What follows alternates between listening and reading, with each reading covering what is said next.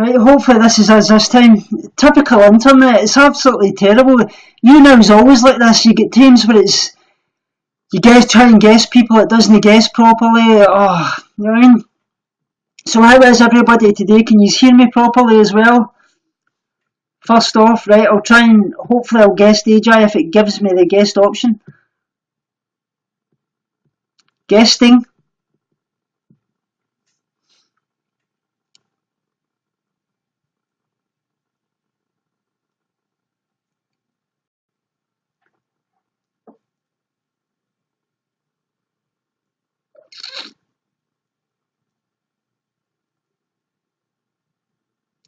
Inviting guest.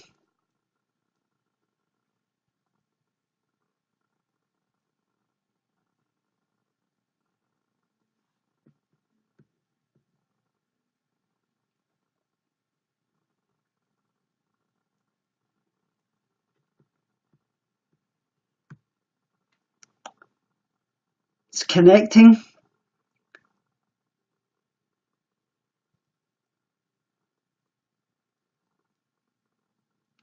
Can anybody see anything? It's just a black screen on my side.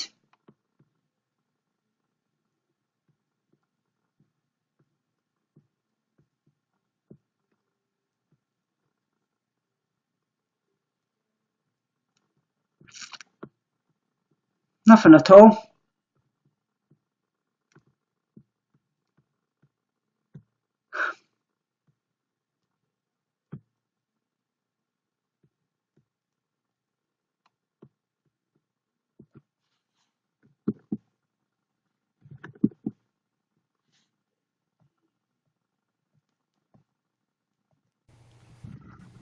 Hello?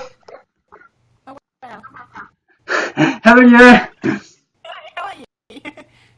Yeah, fine, yeah. Finally getting to talk to you. Yeah, can you hear me properly? Yeah, I can hear you. Can you hear me? Yeah, I can hear you fine, yeah. So how are you doing? Been struggling a bit, but trying to stay positive and yeah, just keeping on top of it, I suppose. Yeah. What about yourself? I'll try and put in headphones. It's seems to be kind of choppy for some reason. I don't know why, but I'm not very technologically advanced, so.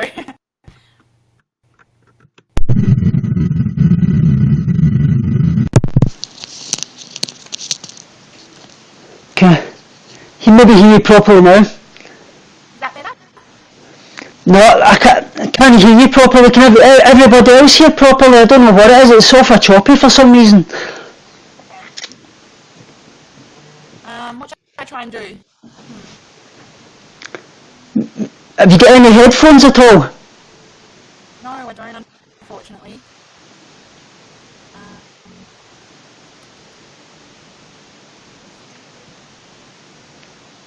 Is it really, really bad? Or? Yeah, I can only hear little bits. Okay. Should I try and log out and log in? Or? Maybe try and refresh. Yeah, maybe that's it.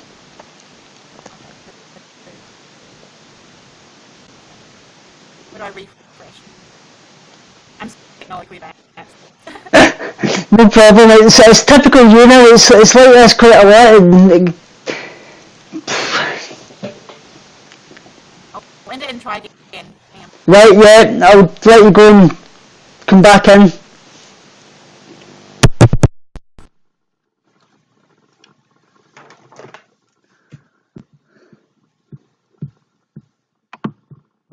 Can everybody hear me properly? Yeah.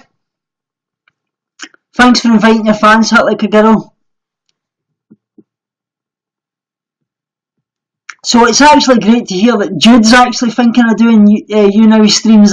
That'll be amazing. Like I say, she's kind of worried that obviously she says she's a new vegan, people will only be interested in her. Jude will be amazing. Like I say, we need a strong person like her in here because we've lost a lot of people. Yeah, exactly, Hit like a girl. It will be fun because we've obviously lost Jez, we've lost Bell Vegan, we've lost PB and Jams, we've lost a lot of people. Like I say, it's like John was saying earlier in the stream there, we lost a lot of people that would basically have been a great influence, but I can understand why they stepped away because they obviously had the drama and things like that, but we're not about drama anymore, like I say, it's about sticking together and keeping away from that.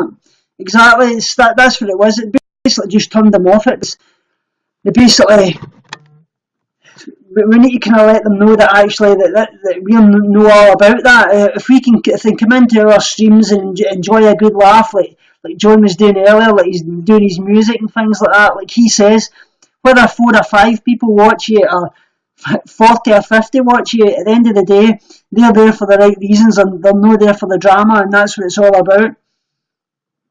Hi Witches Bruce Sims, how are you? So we'll try and guess AJ, hopefully this will work this time. It's no guessing now.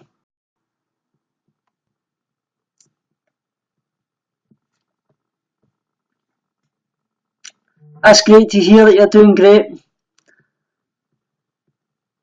I'm actually just waiting to see if AJ comes back, but for some reason it's not getting any guess button.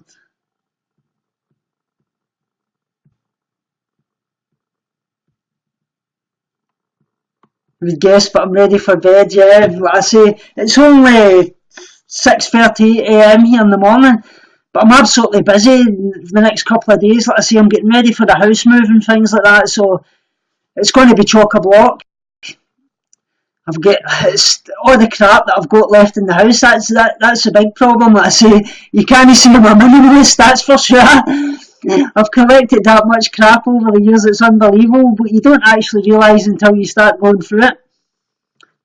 So here's AJ, hopefully it's giving me the guess button this time. Yeah, moving is so stressful, Mandy, it's absolutely...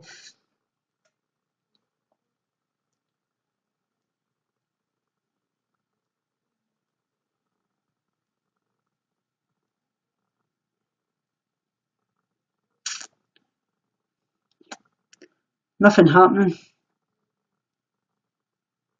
I made a good dish for the game tomorrow into a vegan meal, substituted things and put it in the crock pot to simmer. Crock pots are amazing, but one of the greatest things ever. You can obviously do like your lentil chickpea curries and such likes. Make a big batch for the week, vegan chili, anything like that. It's one of the best things ever, like I say.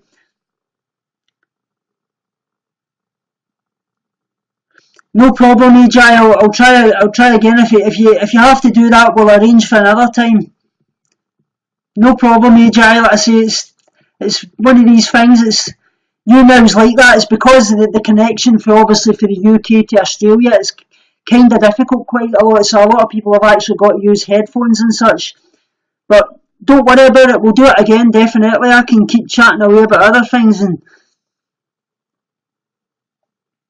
hi, Janet Fairforth. Nice to see you here as well. Yeah, I'm doing okay. Witches Brew.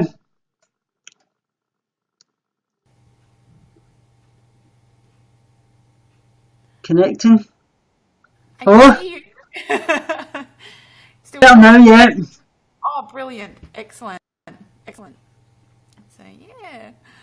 How embarrassing. Don't worry about it. I was the same the first time I come on to Younow. I didn't know what was saying or what, and I was like, will anybody be interested? I'm scared to put my face in the camera. So I'm leaving the conversation way it goes up to you. So whatever you want to ask or whatever. Or, yeah, just to let everybody know who you are, what you're about. Obviously, you've been through an eating disorder and things like that. If you would like to kind of let everybody know what you've been through, anything at all. Basically, my story, I guess, is predominantly just eating disorders. Been going through it since I was 14, so it's been about 19 years. Probably the last 2 years really trying to recover, but like you know yourself, it's not a straightforward thing. No. And just recently had to actually have heart surgery, had a hole in my heart closed, which sort of has made me kind of relapse a little bit because you go back to the coping thing, I guess, of the eating disorder. So just trying to get through a whole multitude of things and stay positive, I guess, really. being, friends with you and Jess from Australia as well has been really helpful. And just sort of just trying to find a way through it, I guess, and in the meantime, living your life to the way that you can, I guess. Yeah. I'm obviously the same. I've been through it for 20 years, so it's a lot of people don't understand that when it comes like ingrained into your identity. Basically, it's different for somebody. I've heard a lot of people say. A girl I spoke to the other day, she says, I had an eating disorder for a year and I've fully recovered. She says, why have you not fully recovered? But like I told her, I says, it's a lot different if you've had an eating disorder for a year and for 20 years. It's a far different process, and a lot of people don't understand that as well. Absolutely. And I think also it's hard that I'm finding at the moment is the big thing for me is a person can look normal and yet still have an eating disorder. So I'm finding people, knowing that I've had the heart surgery, saying, oh, you're looking really well. And I'm like, I'm probably really struggling with the eating disorder. So, yourself with the eating disorder filter latches onto that and say, like, oh, yeah. Gosh. I always say that to somebody. I always say to them, rather than saying to somebody with an eating disorder, oh, you look healthy, or you look as if you've put on weight, and that they don't realise what they're saying, but it's actually, they mean it in the best of terms, but for us, it's the worst thing ever, because when eating disorder latches onto that. I mean, I always say, if you're going to compliment somebody with an eating disorder, say something to them like, your eyes look alive, your hair's looking good, your clothes are such, anything rather than the body image. Yeah. So it kind of plays with your mind a little bit, because you've got doctors saying that you need to put on weight, and you've got friends saying you look well, and then you're like, what's the reality? And I think you just got to sometimes just try and, as hard as it is, step outside of your own thoughts and just say, look, what do the doctors say? I've got to listen to them. I can't trust my own eyes with the eating disorder filter. Exactly. That's what I always say. I wish I could sometimes practice what I preach, and sometimes, but I do it most of the time. But sometimes we're own devil's advocates in that sense. And really good at giving advice, but not necessarily living the advice.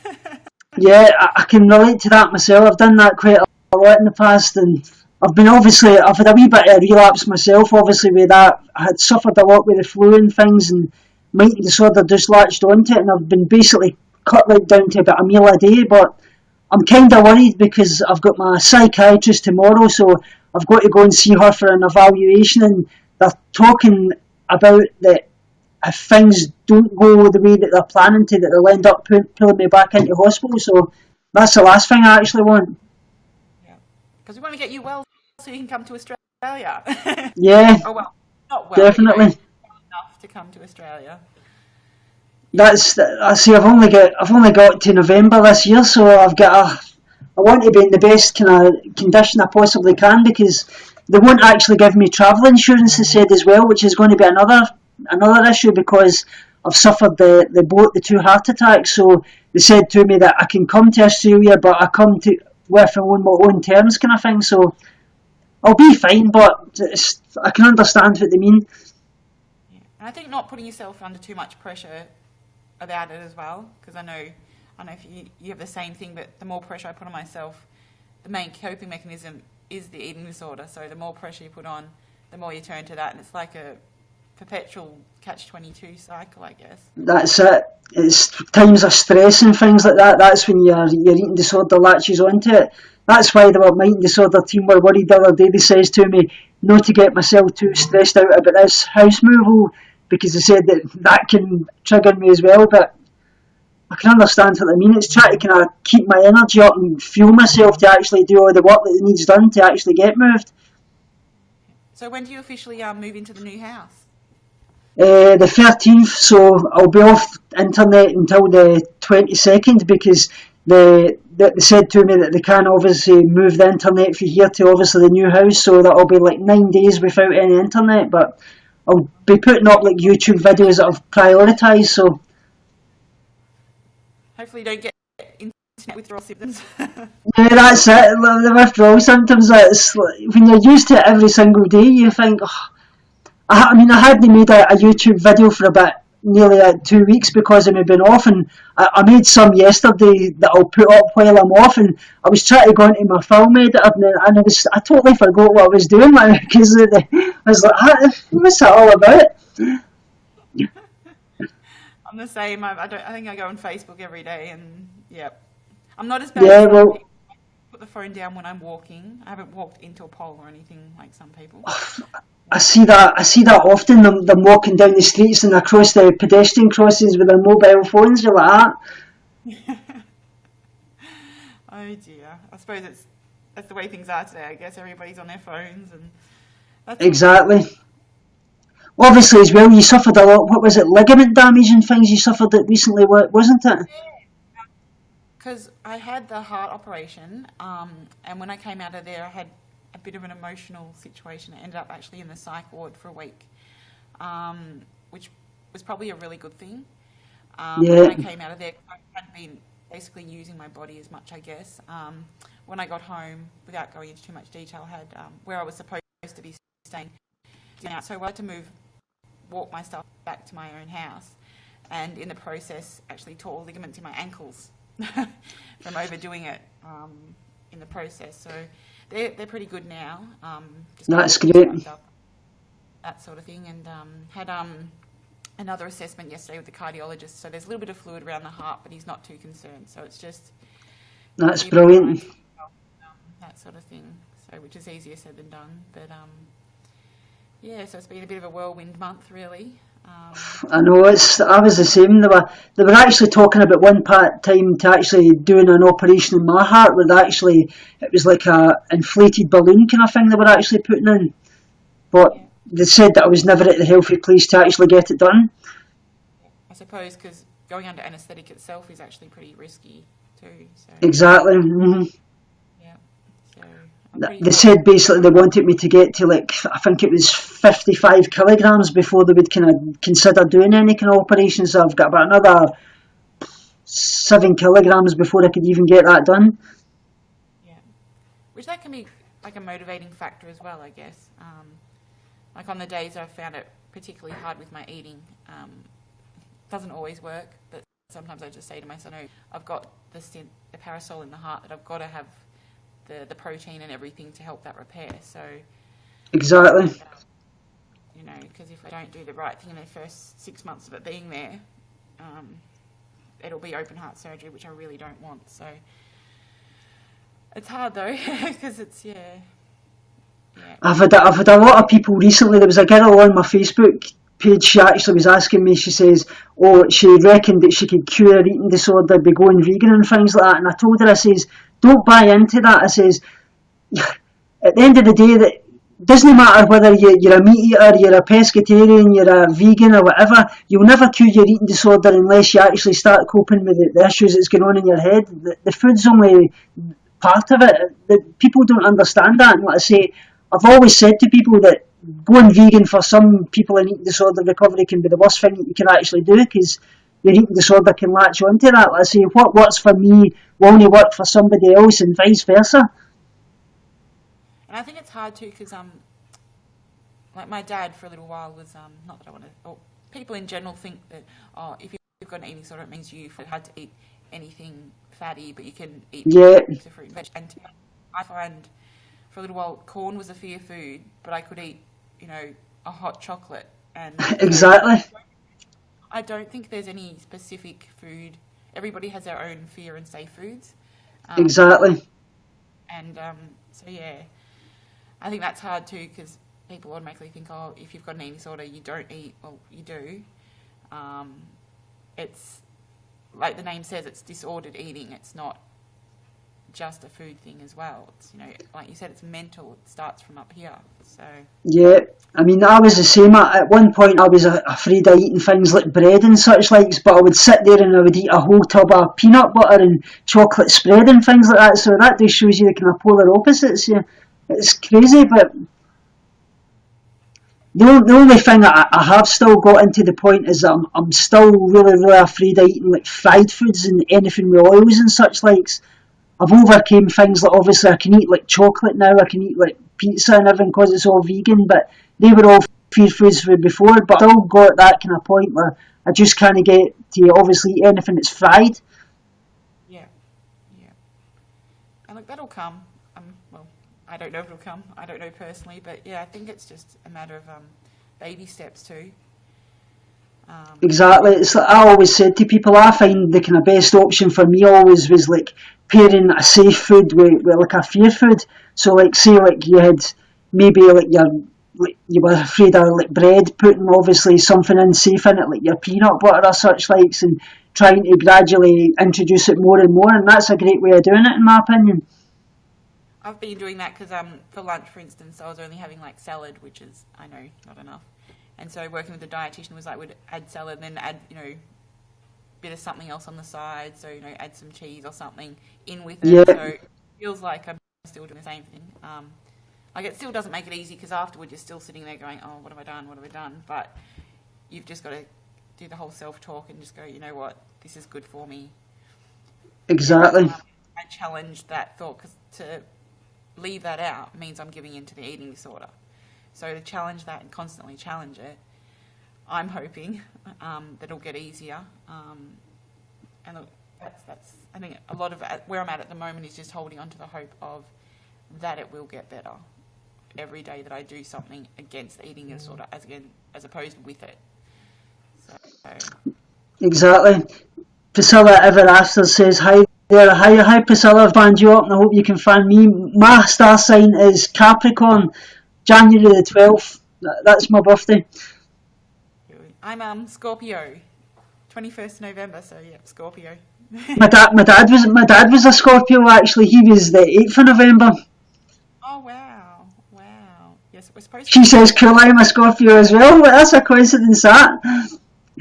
People tell me that Scorpios we've got to be watched out because we've got a bit of a sting in our tail. I'm not sure how true that is, but we're very powerful. Thanks for the likes, Priscilla. Hi, Priscilla. So I was going to ask you as well, do you have to like stick to anything like a kind of rigid like diet plan or such likes, or what do they kind of recommend for you? At the moment, I'll be honest, I have fallen quite far back into my eating disorder.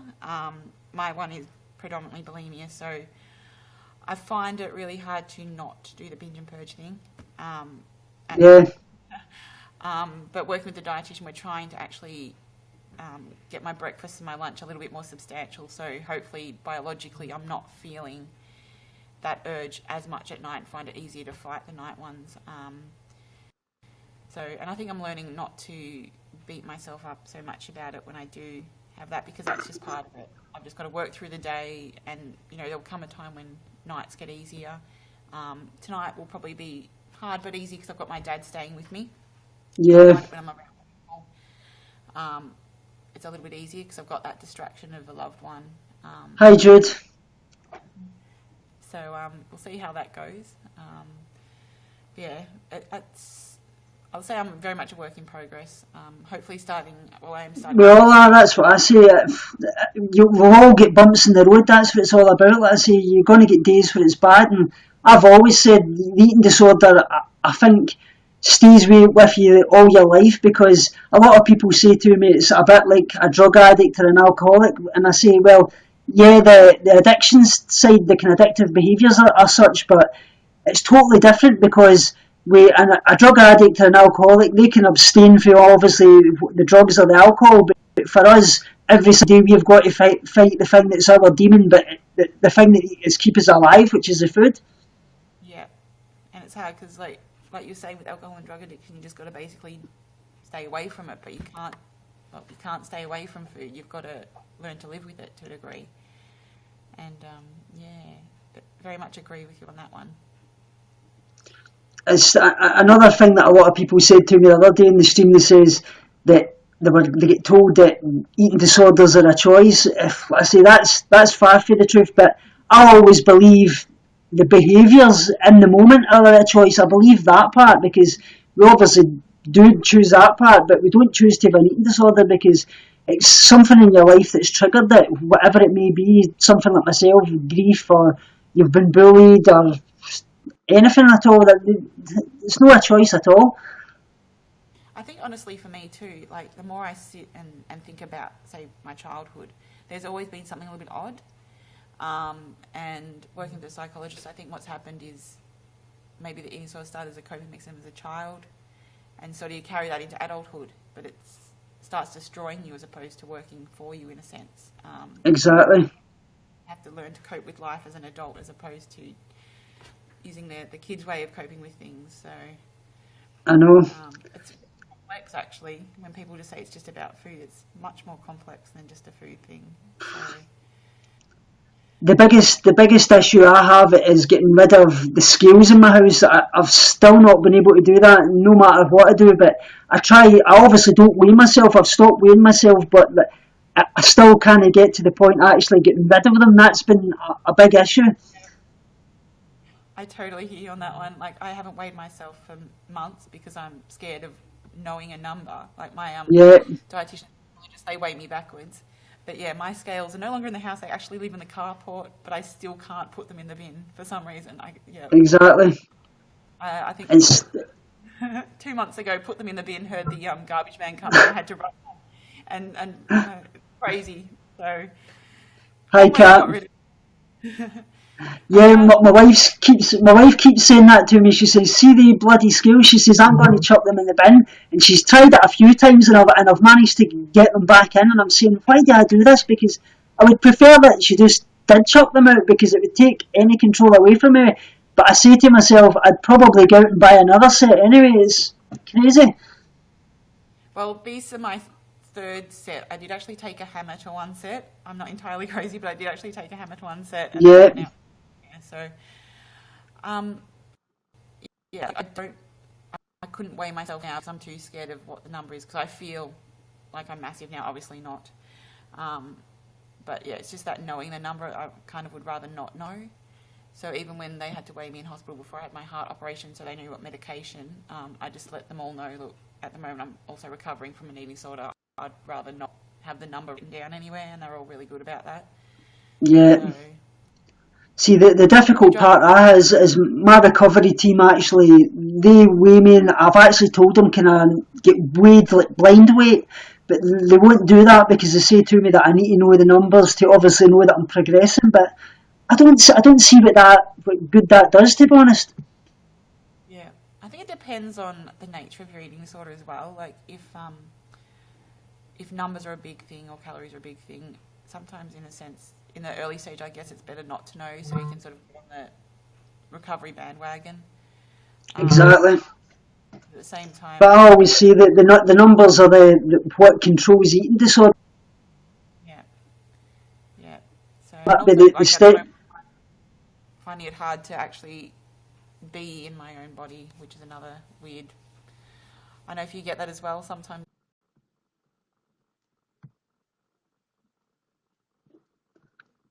Just disappeared there for some reason.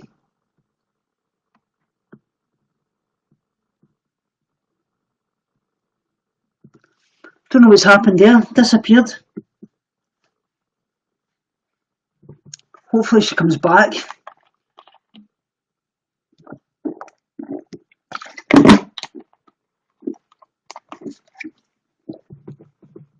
Her connection must have dropped.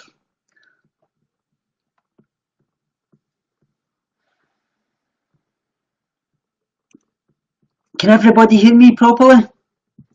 I think her connection must have dropped off. That's a blooming shame. Like I say, she's an absolutely lovely person. She really, really is. Absolute inspiration. See the amount of stuff she's been through, and she cares so much for other people. It just shows you that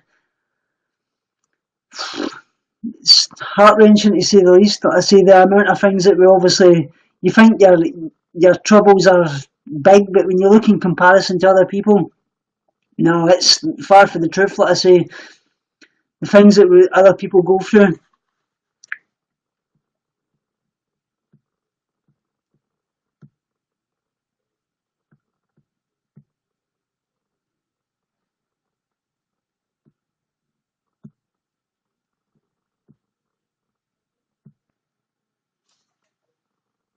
It's right, they should respect your decision, not theirs exactly, but you know what they're like, unfortunately, that's the kind of protocol that they go by. We're back. Yay! Well, it's typical. It does this quite often. It drops people out, and the connection seems to go. I think it's when it's at a busy time and there's a lot of people on there. That's when it happens. It's busy. Lovely. What were we talking about? Oh yeah, the body vehicle situation. Yeah, Yeah, I to just be my body, which is a bit weird because I know we're not of our own body, but I think part of it too is like I think one of your videos a little while ago was saying that your eating disorder wants you back. hmm It's as morbid as it sounds, I'll sometimes see pictures of myself when I was obviously a little bit more unwell, and there's this weird sense of I wish I was back again, be able to be well, which is not, you can't do that. There has to be an acceptance of it is going to change. exactly. Which I think is The one thing that I really don't like what they actually focus upon is with eating disorders is this BMI and such likes. I think that's absolutely flawed. Like I say, because at the end of the day, I know you've got to get to a healthy BMI to obviously deal with the kind of cognitive kind of abilities and things like that as well. But I feel, like I say, like you've said before, you can be your healthiest or most unhealthiest at any weight. Like, walking down the street, you may see somebody that looks perfectly normal and such likes, but they can be more ill than even me and you. yeah, and it's like you said, it's in your head. Like I've had times when I've been a bit bigger, and people think I'm healthier, but that's when I've been actually binging and purging more, and I'm Yeah, probably I can relate to that as well. not. Whereas, yeah, so the outward appearance really doesn't, it, to a degree, like obviously people who are really, really, really not well and their body weight is very low, they're obviously struggling, but you can't, I think it's harder with like bulimia and binge eating and stuff like that because you don't know what's going on in a person's mind. Um, Exactly. so, and also like you've said internally, I've been on potassium drips at a higher weight because it's an electrolyte thing. It's not a body weight issue. It's your internal systems just aren't coping. Yeah, So, that's it.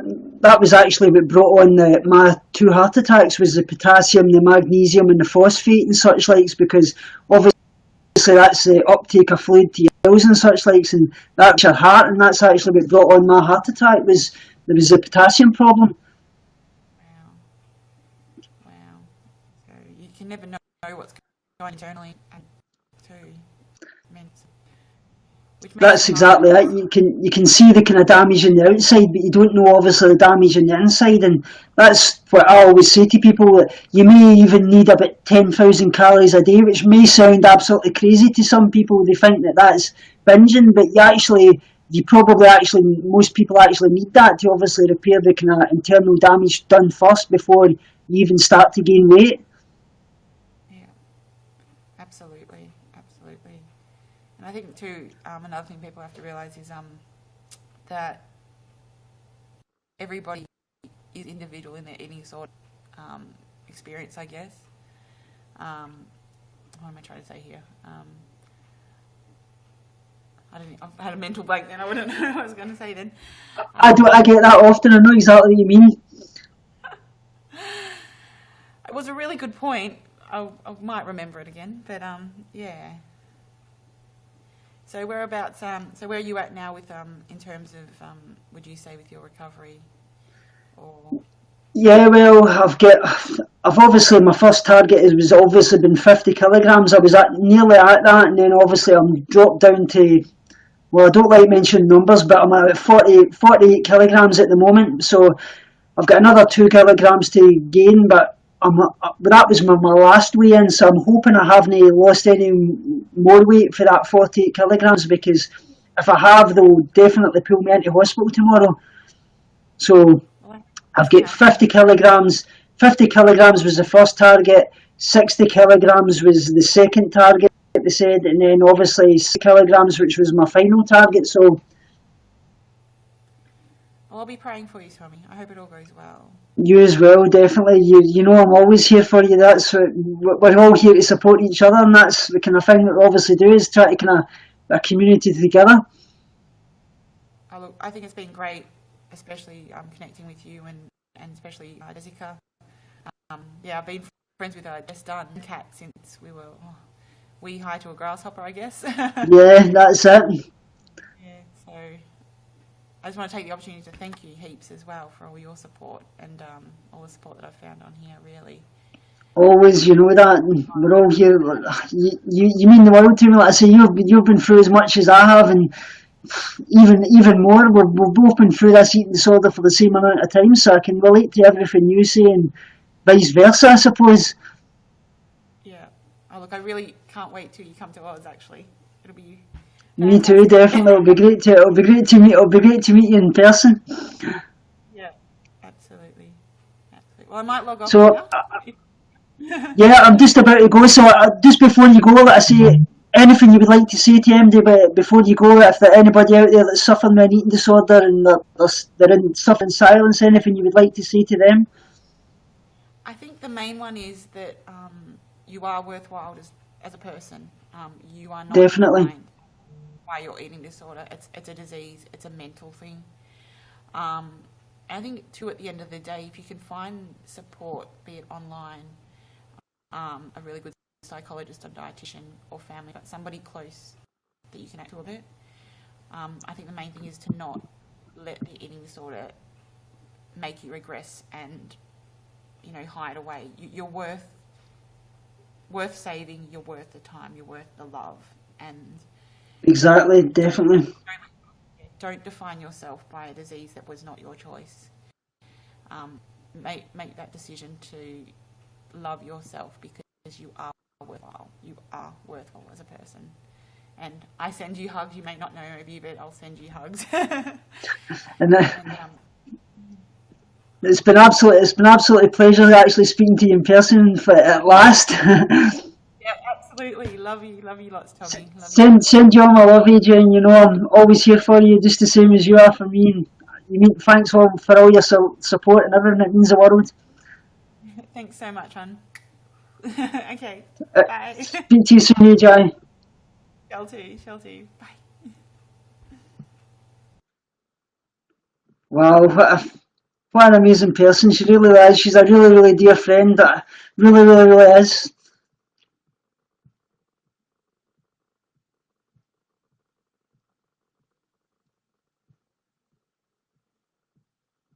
So I hope you can all obviously fan her up as well. I would love that if she started a YouTube channel. I think she would be amazing on YouTube, doing other things that I say. So I hope you have liked this stream, guys. Like I say, I'll be back on today, roughly about 6 hours, chatting away about some vegan kind of topics as well, talking about Challenge 22, which I'm actually a group mentor in. Basically, kind of letting you know about the things that's going on that people are kind of worried about. Speaking about a few good things, ideas that I've got that's obviously I would like to see. Because I talk about when I talk about what I want to see as a vegan in my lifetime. Like I say, I know that I'm not likely to ever see a vegan world, but I've got some ideas that I'm going to talk about later on today. That things I would like to see moving forward that would actually let me know that we're actually moving forward as a vegan world. So stay close. I hope you can join me later on today. I'll be speaking away about that. I send you all my love, guys, and remember, as always, binge on life, purge negativity, and starve guilty feelings.